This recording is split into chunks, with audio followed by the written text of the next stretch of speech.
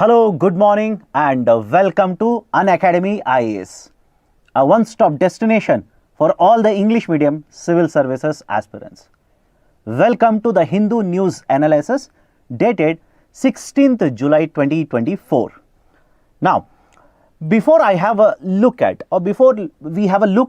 the topics that we are going to discuss today, here is a very important announcement. We at Unacademy, we are going to launch English batch for the students who prefer a combination of both Hindi as well as English, as well as the English Achievers batch, which has gone live from 13th July 2024. These particular batches will be provided to you at a price of 24,999 rupees. The offer is going to close today. The other USPs of the batches are live classes, recorded sessions, you can view it at any point of time, mentorship services, etc. If you are interested, the link is provided in the description. Please do have a look at it. Now let's have a look at the articles that I am going to discuss in today's session. The first very important article is regarding gig economy. Now before I go to the next article, listen to me very carefully. Many of you will open today's Hindu newspaper and will basically raise a question. Sir, there is no article regarding gig economy in today's newspaper. You are absolutely right. What has been provided in today's Hindu newspaper in the editorial page, at the top, the first one is India-Nepal relations. A detailed discussion already has been conducted by Chetan sir on 13th July. If you have not yet seen that particular video, please have a look at it. So there is no point in repeating the same thing in today's class. Second article in the editorial page is regarding the budget. There are 2 points of discussion: employment as well as, let's say the job generation or MSME sector. Again, there is no point in discussing what should government do in the upcoming budget. That discussion we will have separately regarding the upcoming union budget to be presented on the 23rd July. So what I have done, Chetan sir told me that yesterday's newspaper, there was one editorial regarding gig economy.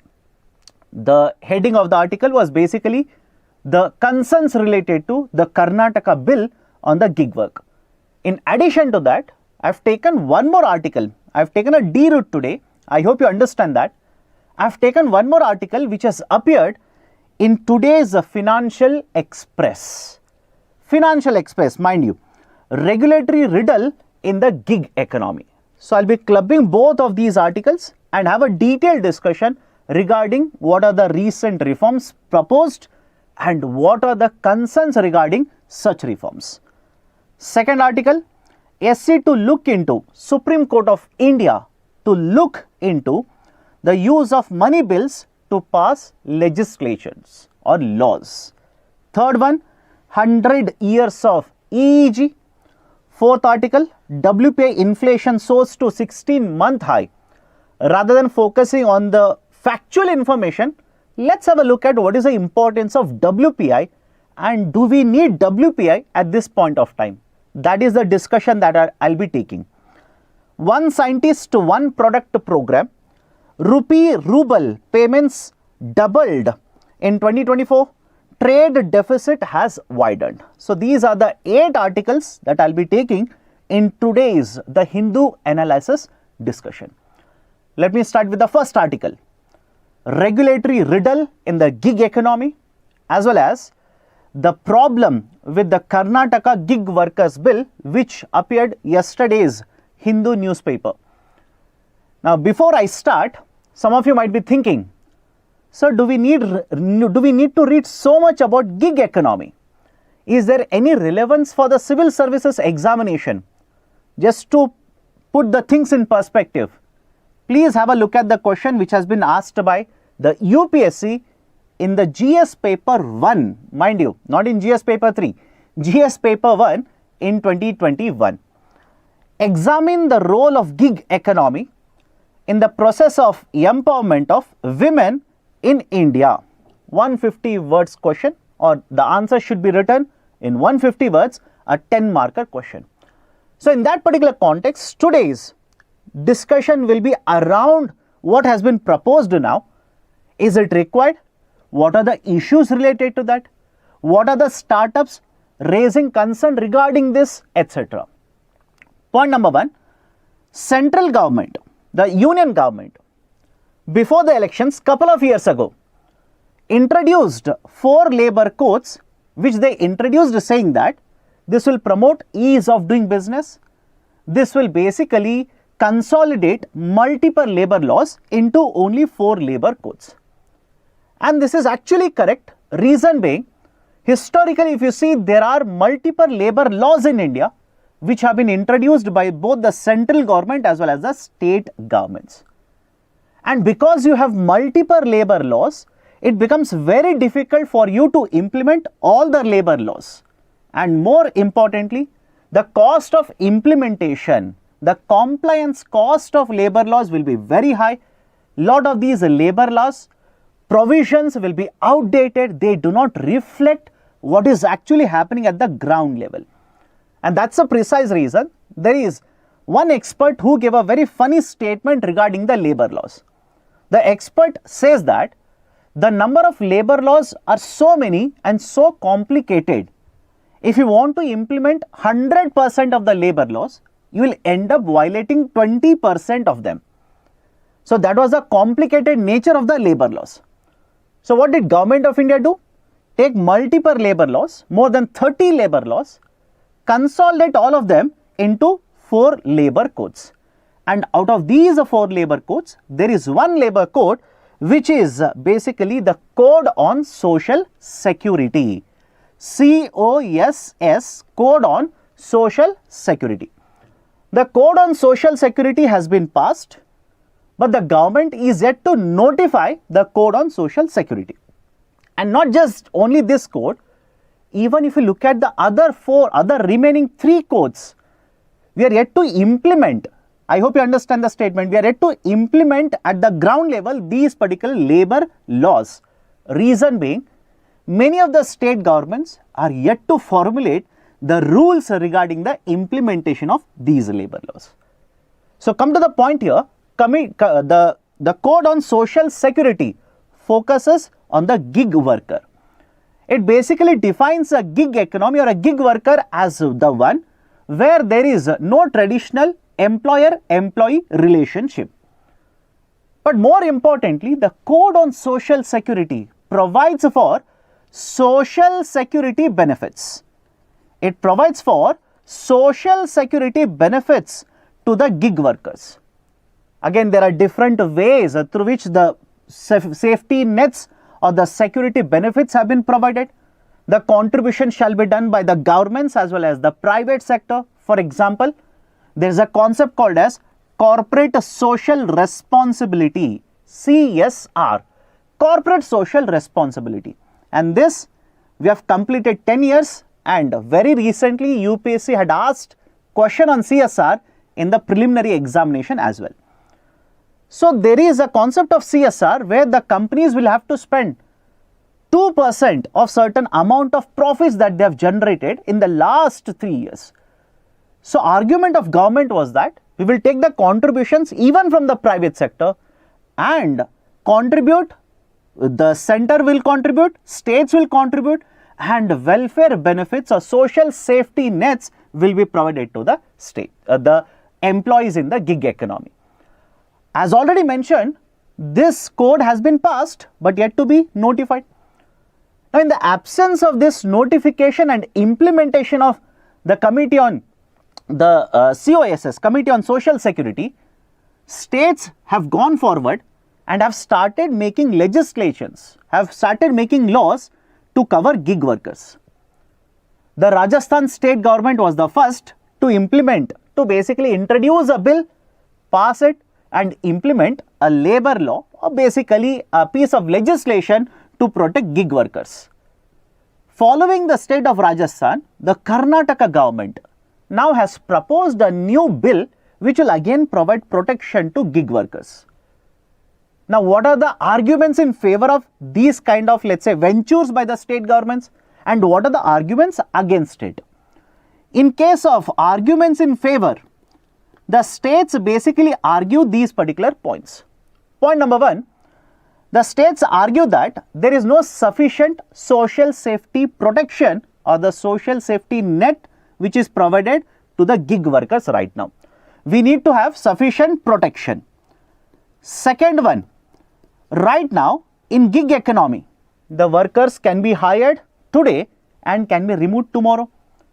Essentially, there is no safety in terms of job security. The state governments argue that we need to provide certain amount of job security. Otherwise, there will be a lot of, let's say, the hiring as well as the removal according to the whims and fancies of the private sector, because the private sector runs behind profits. So they might simply ask the labor to join, and immediately after a couple of days, they might remove these particular temporary workers or let's say freelancers. So there is a need for certain protection for job. That is the second argument of the state governments.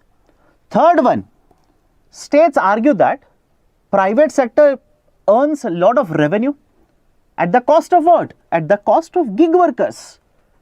They are not permanent workers. They do not have a fixed or a guaranteed amount of salary at the end of the month. And in case of many of these workers, please remember this, in case of many of these workers, the amount of work that is allocated is based on an algorithm. The app will provide the work. They are at the mercy of the application or the algorithm that is used by the companies which will allocate the work. So we need to ensure that a certain amount of, let's say, guarantees can be provided to these gig workers, because they are overworked, they are overburdened, and there have been many instances where because of this overwork, there have been accidents which have been caused. For example, a driver who will work for, let's say, a platform called as Ola or Uber, if he is continuously driving throughout the day to meet the targets, to meet the number of rides, etc., there might be tiredness, there might be lapse in the concentration, and as a result of that, there might be cases of accidents as well. So there is a lot of, let's say, burden on these gig workers. They are overburdened. They are overburdened. So these are some of the arguments which are given by the state governments, such as Karnataka government, which has implemented or which has proposed to introduce a bill, become an act to protect the gig workers. Having said so, is this kind of a decentralization of labor laws on gig economy good for India? Just think of it. Decentralization of labor laws on the gig economy. Is it preferred? Is it good? Many of the experts argue that this is not preferable. Why? Listen to me very carefully. Against this practice, against this particular practice, what are the arguments? Who are the experts, or what are the arguments of the experts who say we should not do or we should not follow this kind of, let's say, practice where the states will formulate the labor laws on the gig work?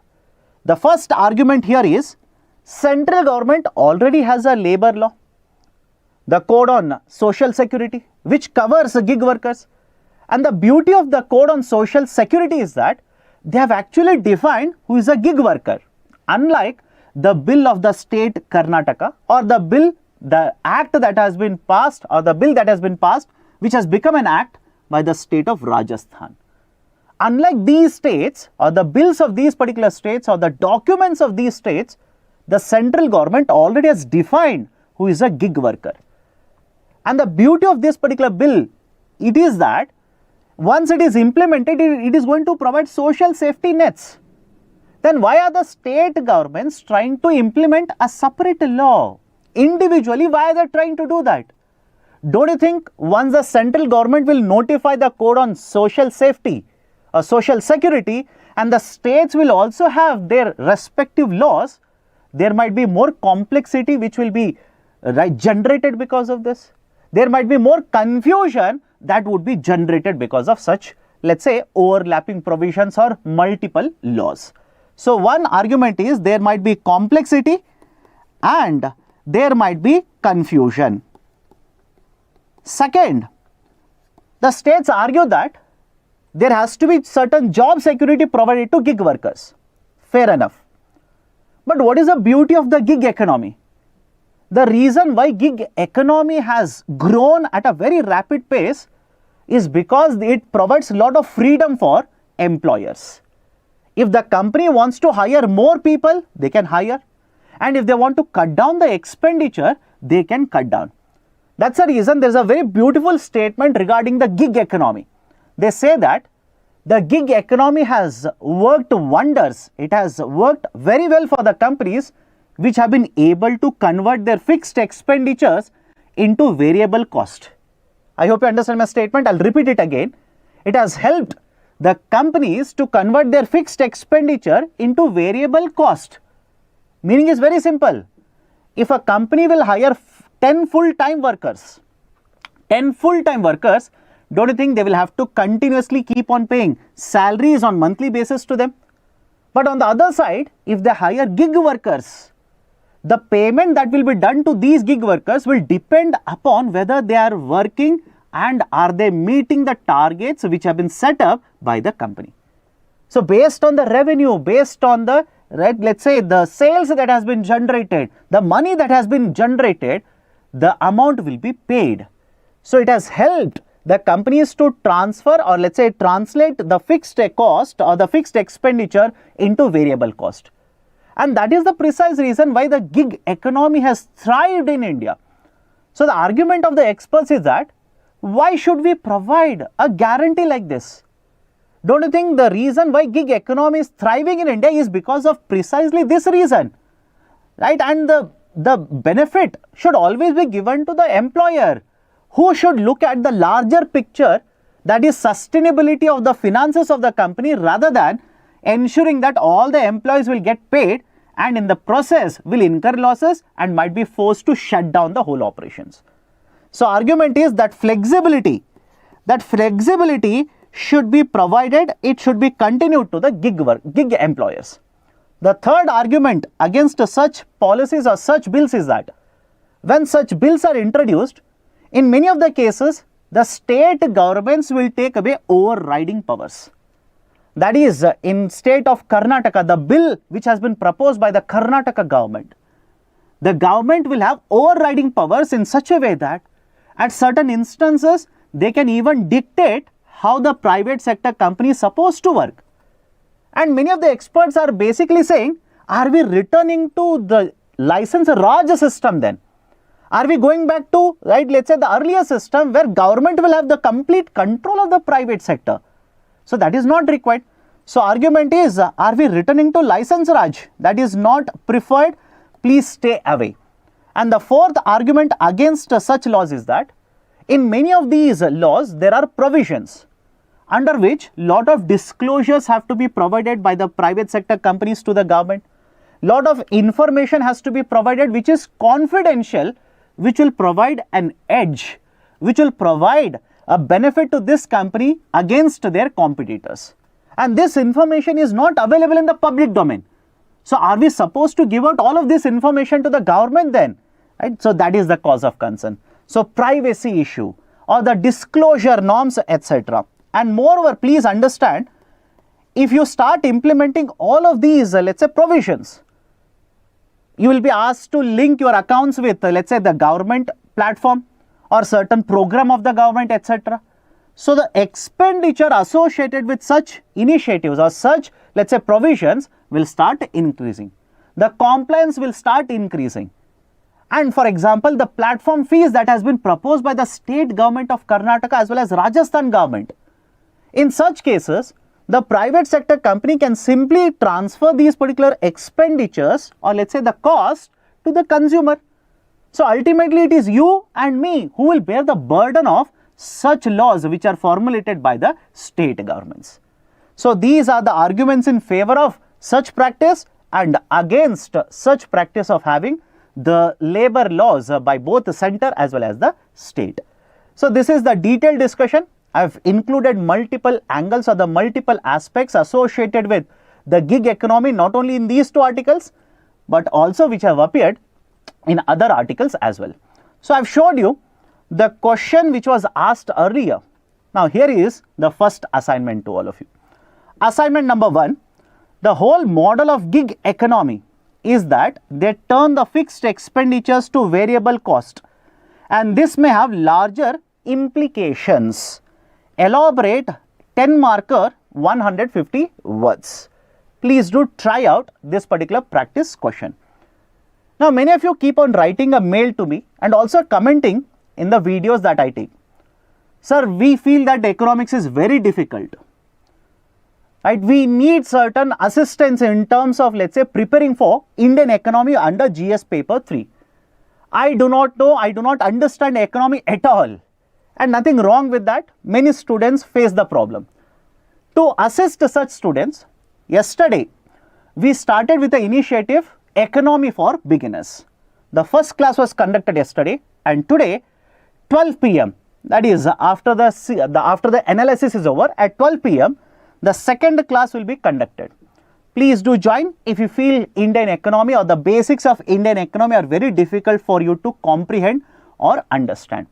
And alternatively, many of the students will also ask me, sir, give me certain write-up, give me certain material, I want to revise this, I want to revise that, I want practice questions, etc.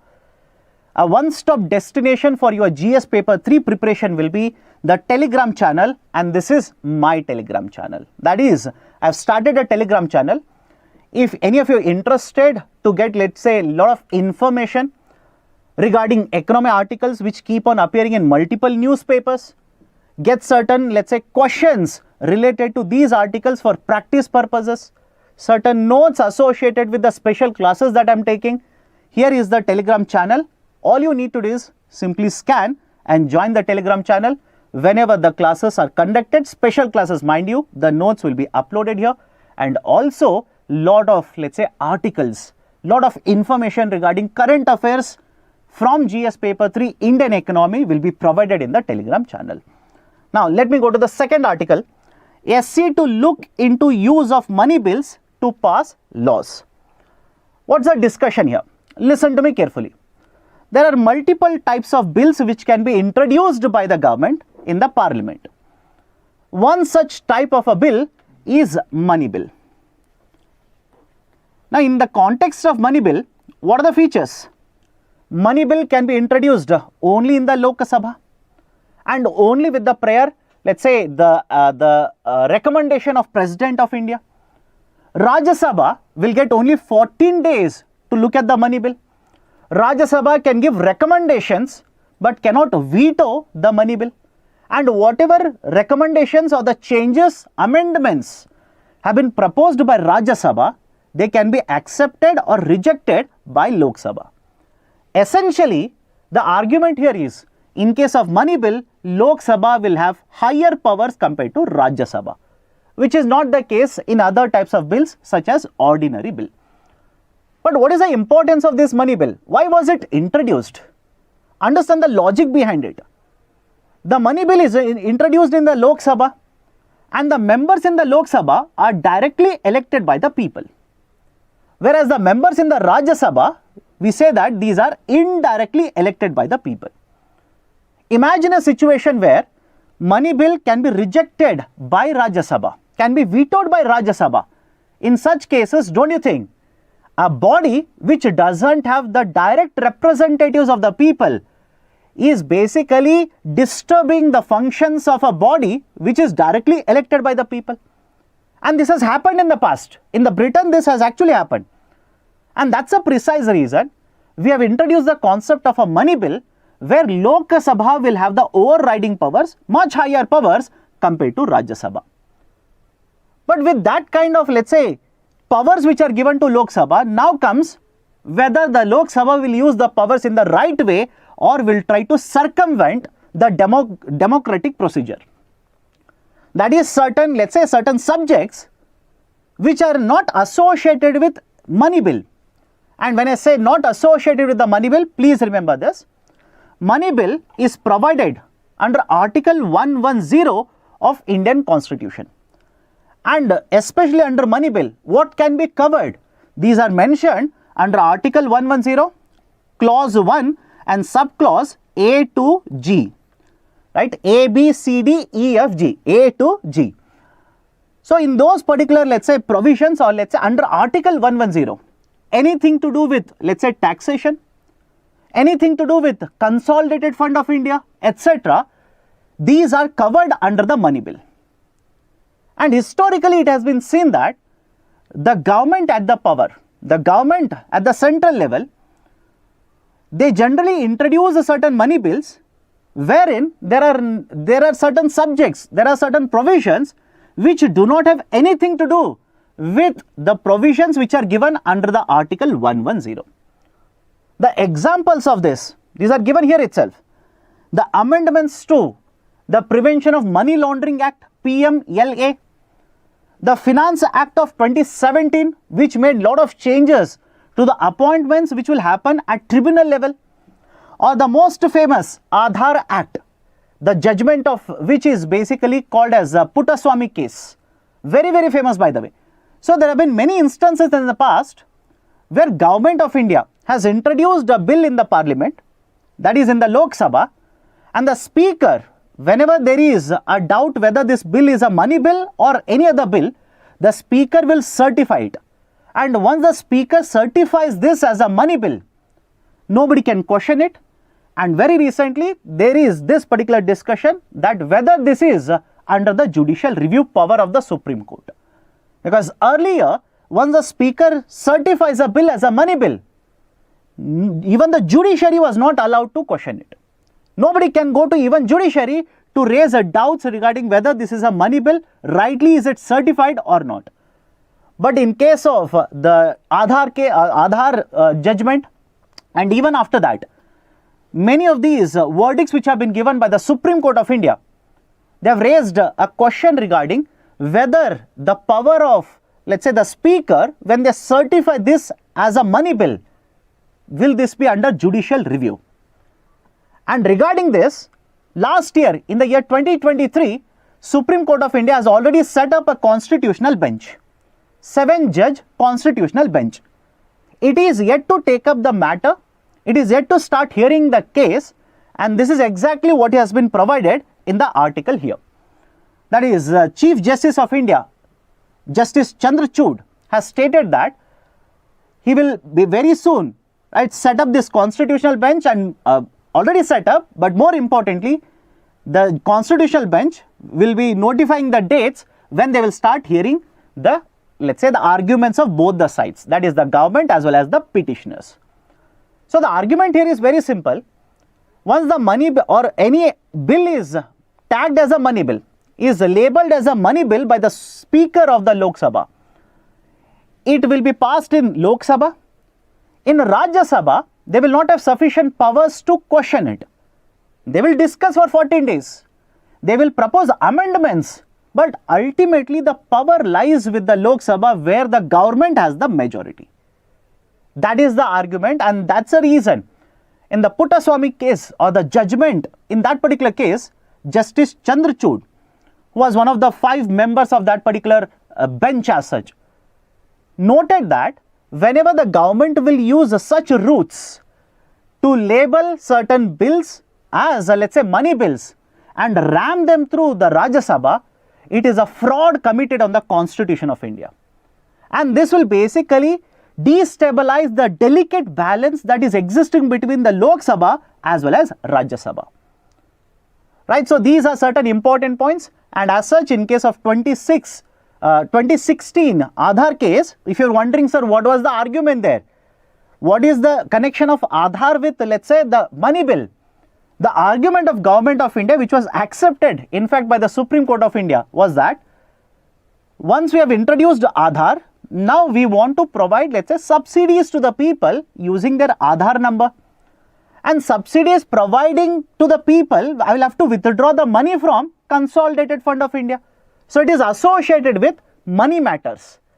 And this is associated with Consolidated Fund of India. Hence, Lok Sabha Speaker, or basically the government, labelled this bill, Aadhaar Bill of 2016, as the money bill.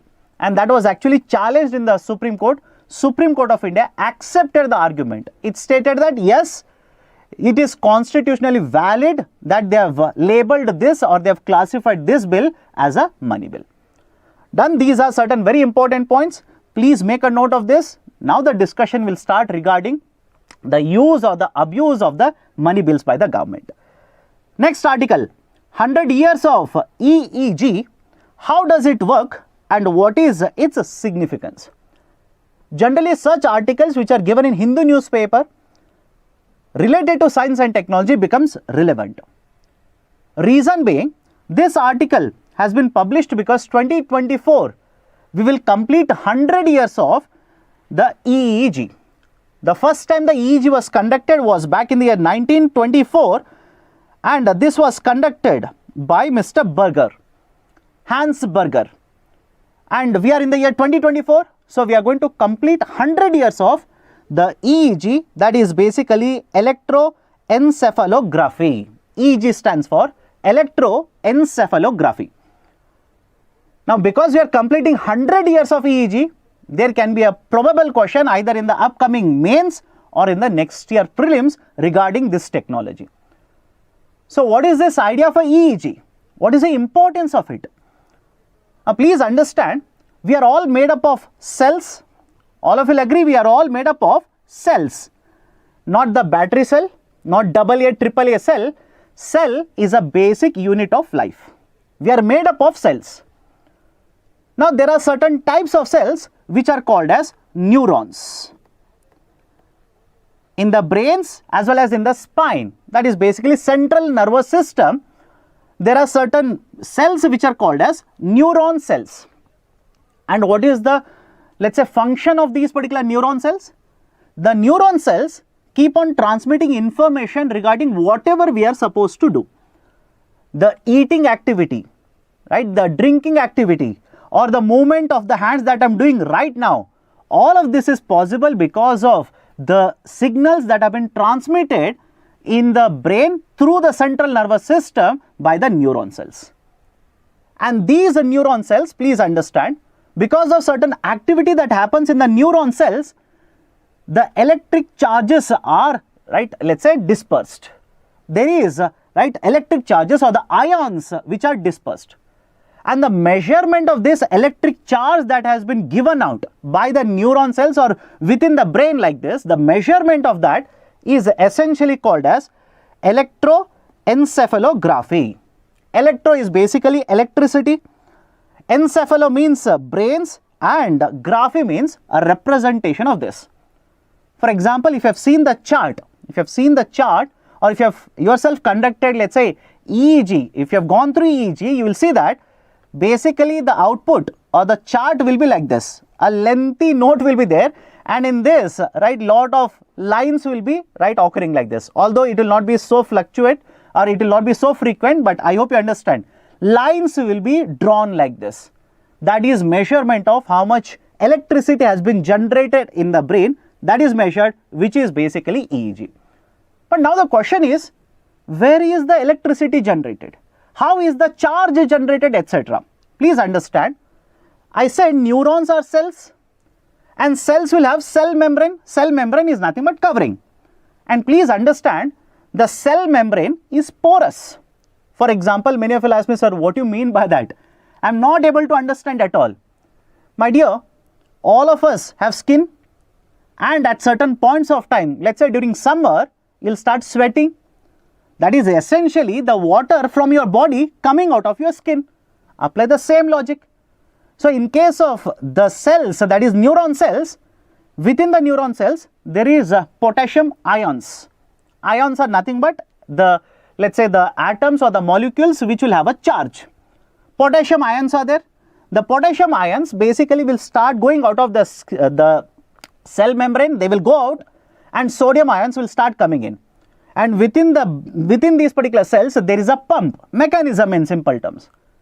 This mechanism will ensure that again these sodium ions which have entered into these neurons will be pushed out, and the potassium ions which have gone out will be pulled in.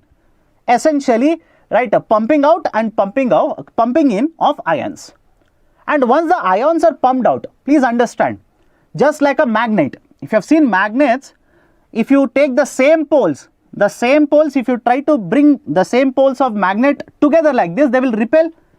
Apply the same logic. The ions of the same charge will start repelling each other. They will start moving.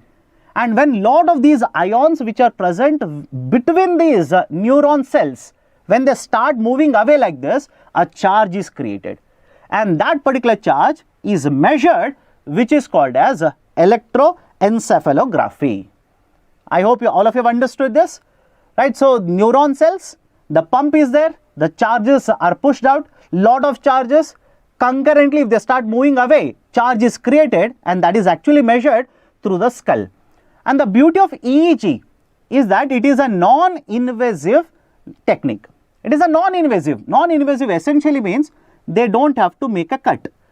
They don't have to get into a body. For example, let's say open heart surgery. In that case, they will have to cut you open. But here, in case of EEG, there is no cutting. They will use a certain, let's say, the electrodes they'll put on your head, right? Let's say, and after that, they will measure how much charges are getting, right? Let's say, released. And that measurement is done. So essentially, this is what is the technology of EEG, and we have completed 100 years. Be very careful. Questions can be asked on the concept of EEG. And the beauty of EEG, they say that it is very cost effective. It is very, very cost effective compared to, let's say, other technologies which can be used. It is very cost effective. But is it the final, let's say, the proof of something that is happening in a brain? Answer is no. Reason being, in case of EEG, generally what we measure is group of neurons when they are stimulated like this. The group of neurons when they conduct activity, the whole activity of group of neurons is actually measured. And that too, those neurons which are very much near to the top part of the head, that activity is actually measured. Individual neuron activity, not possible. So that is the reason. Is it the most conclusive, let's say, result for many of these diagnoses? Experts say no, you will have to go through other, let's say, the use of other technology as well. For example, many of the times they will also recommend MRI, which is again a scan related to brain activity itself. MRI scans are recommended, other scans are also recommended. However, having said so, please understand, this article becomes relevant because we have completed 100 years of this technology. Done. Now, based on this, second assignment to all of you, consider the following statements. Using EEG, the individual neural activity of neurons can be determined. Neurons are present only in the brain, right? So, please answer what is the right option for this in the comment section below. Third article, WPI inflation soars to 16-month high. Now, just factual information, the recent data which has been published for WPI as well as CPI shows that in case of CPI, the inflation rate is 5.08%, and for WPI, inflation rate is 3.4%. Okay, 5.08% and 3.4%. But more revealing is the food inflation.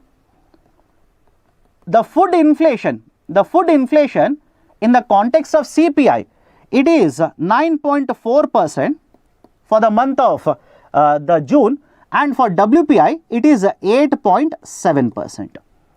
Now, some of you will ask me, sir, should I memorize all of this data? Answer is no, don't memorize. But what is the importance? For a couple of months now, the headline inflation as well as food inflation has started increasing. That's a point of concern. Headline inflation as well as food inflation is rising. And when inflation keeps on rising, especially food inflation, in the earlier session also I have told you this, this creates a bigger burden, bigger headache, not only for the central government, but also for Reserve Bank of India. Point number one. Point number two, with the rise in the WPI, what is the meaning of it? Right? With rise in the WPI, it has increased to 16-month high. And not just that, like I already mentioned, in the last couple of months, WPI has seen rising only. What is the implication? If WPI keeps on rising, it is a likely indicator that in the coming days, CPI will also start higher, or CPI will remain higher. That's an important point. Remember this. Reason being, what happens in the wholesale market is represented in the form of WPI. And what happens in the wholesale market, if the prices are increasing, rising, definitely no doubt the prices will get reflected in the retail market, CPI will start rising. right? So the CPI, which is a nominal anchor for policy making for Reserve Bank of India, will be under pressure in the coming months. No doubt regarding that. Point number 3, in the first place, is the WPI required for India? Do we need WPI? Please understand this. I am trying to introduce one more current affairs concept here. That is, very recently DPIIT. Very recently DPIIT has stated that the government is very close to introduce the Producer Price Index, PPI, Producer Price Index. In fact, India is one of the very few countries which uses WPI even today. Most of the countries, especially developed countries, they have already migrated from WPI to Producer Price Index. Now, many of you will have this doubt, sir, what is this Producer Price Index? What is the logic behind it? Why should we migrate to PPI, not WPI? Listen to me very carefully. In case of WPI, there is a concern that we measure the prices at wholesale market. That is, when the products are sold to a buyer like this, in the wholesale market, we measure the prices there. There is a concern that there is double counting in such situations. There is a concern that certain taxes would be included when we take the price for the calculation. There is a concern that it doesn't include services, whereas in case of CPI, it includes services. See, the WPI doesn't include services. It basically takes into consideration 3 groups of items, and based on the price changes will give you what is the index number. But more than 50% of the contribution to Indian economy actually comes from the services sector. So the argument is, why are we using WPI then? WPI has been used historically in India, very, very old index. Even before independence, we used to publish WPI. It started in 1939, 1940, then officially in 1947, etc., etc.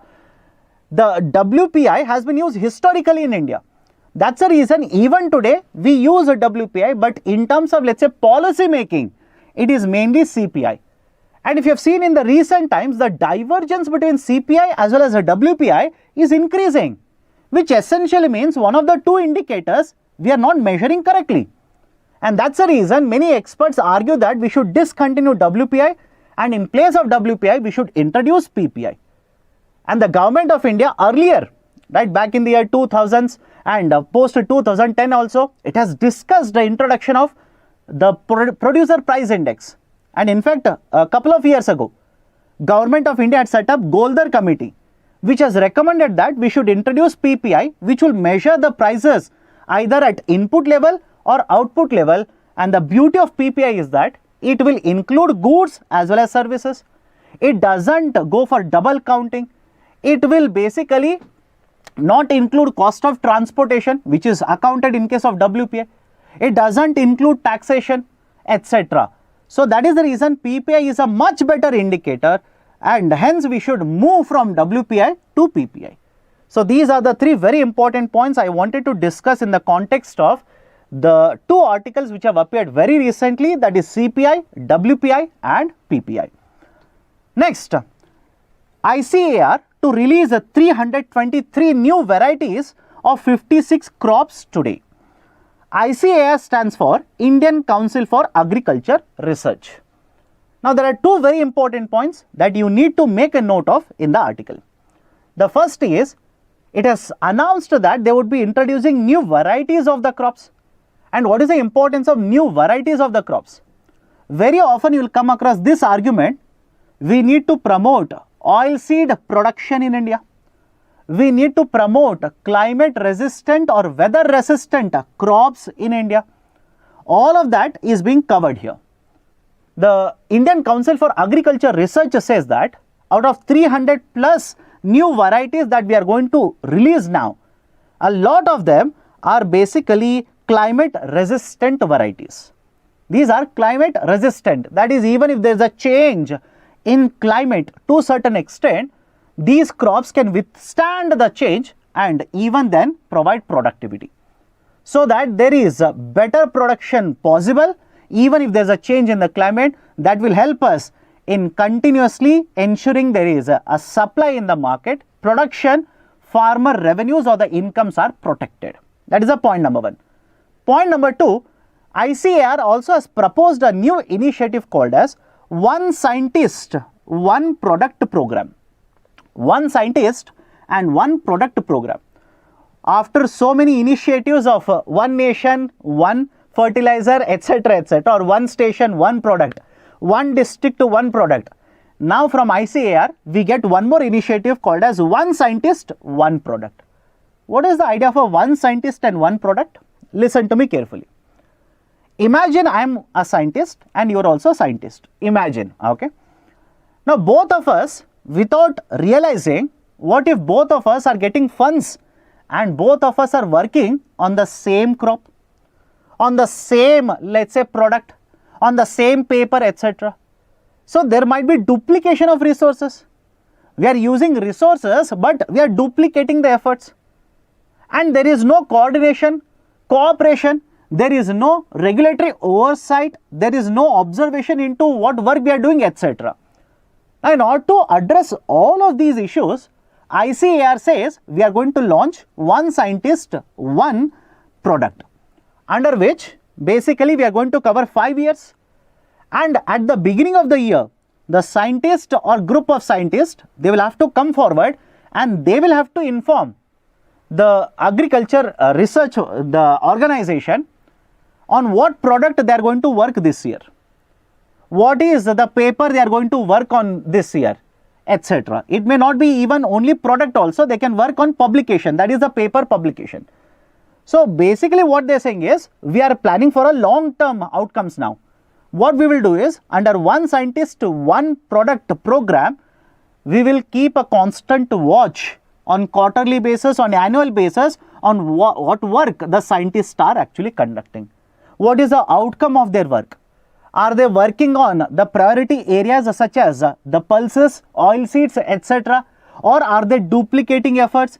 Are they individually working on the same product, etc.? All of that will be observed under the new initiative.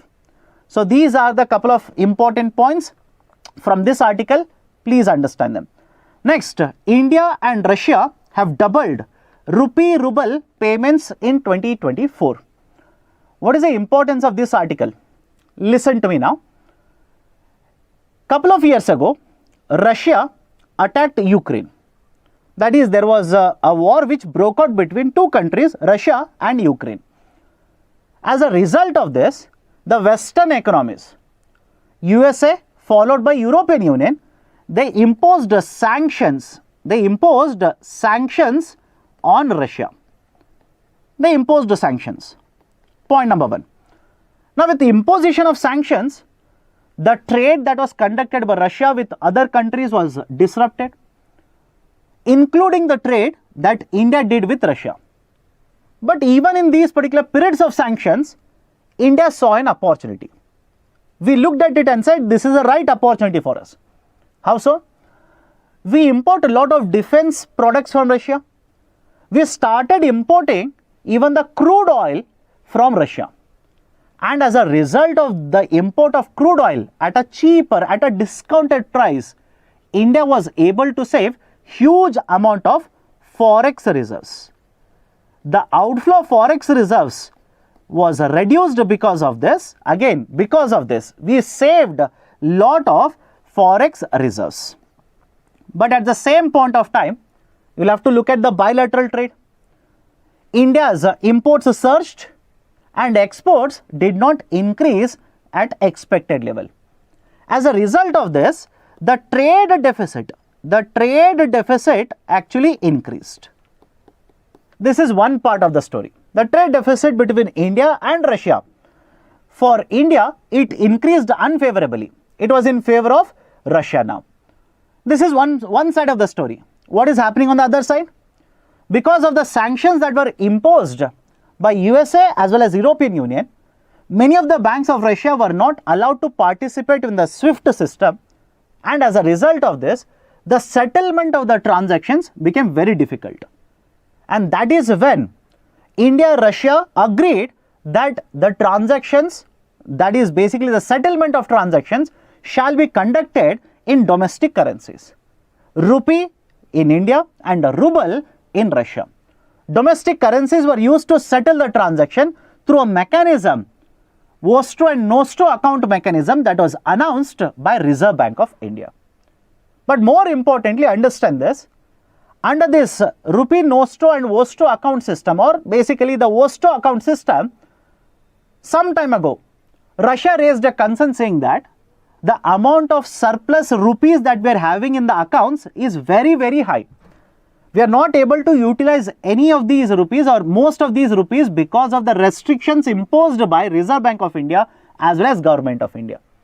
And that's a precise reason Reserve Bank of India amended the regulations, allowed these surplus rupees which are falling into the Vostro account to be invested in multiple types of government securities.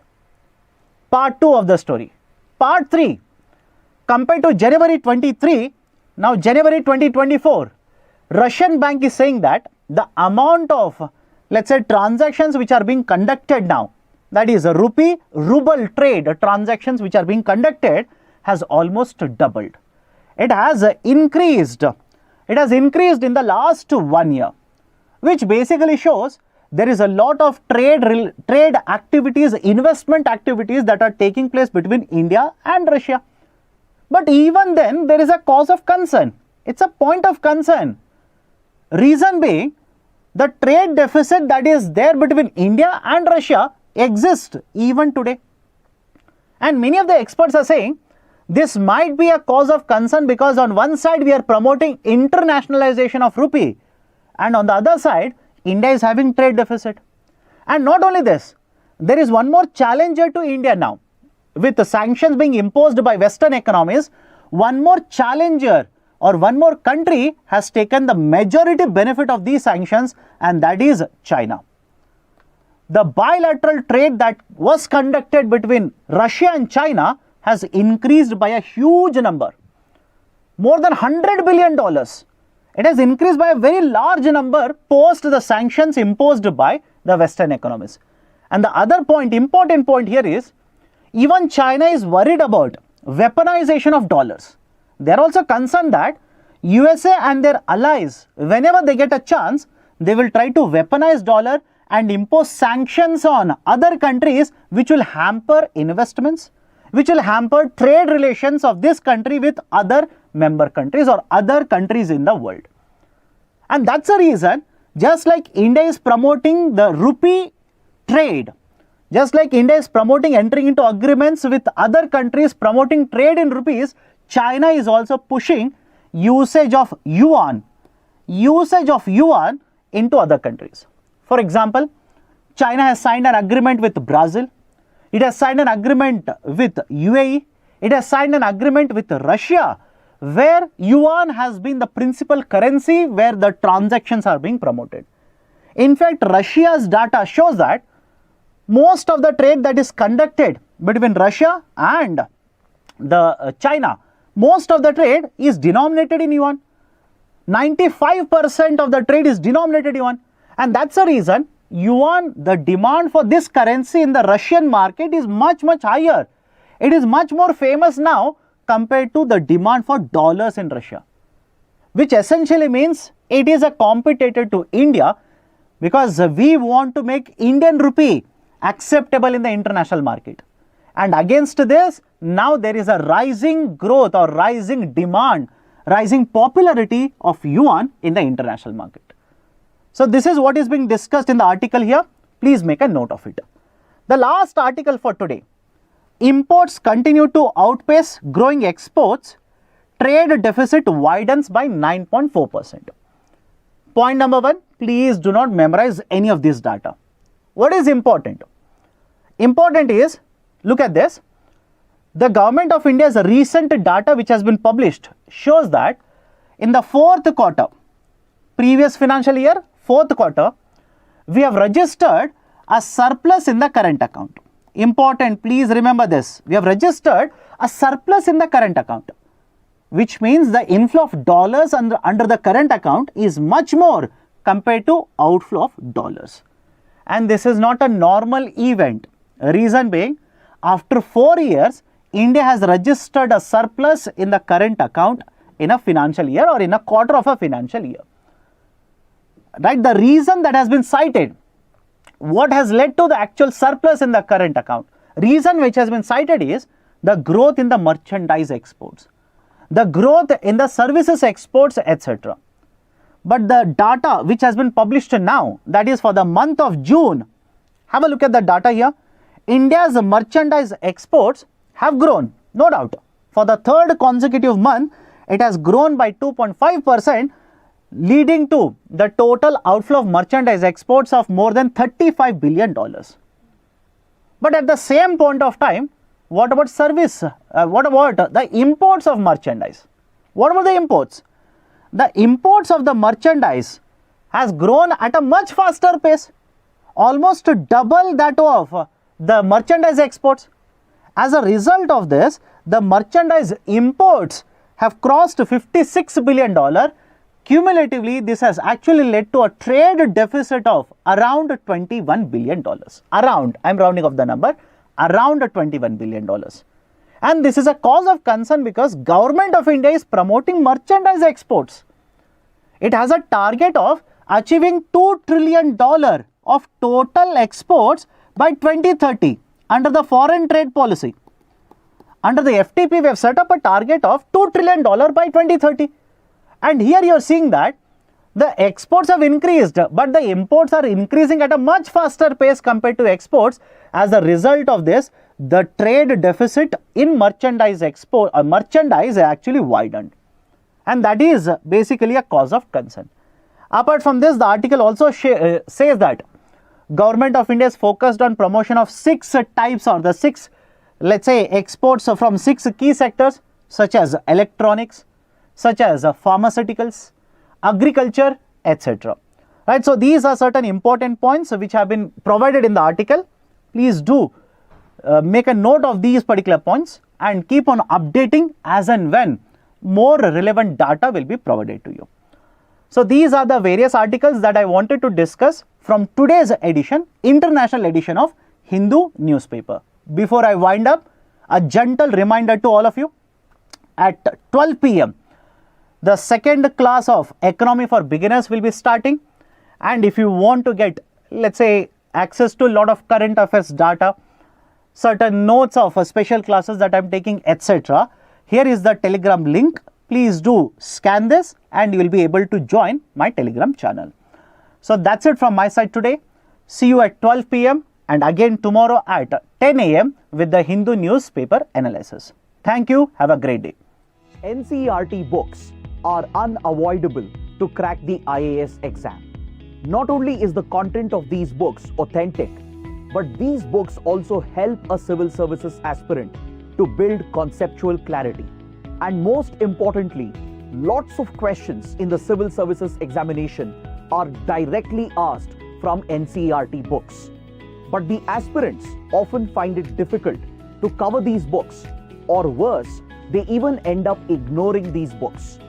We at Unacademy IAS English are going to make the reading and understanding of the NCERT books easier.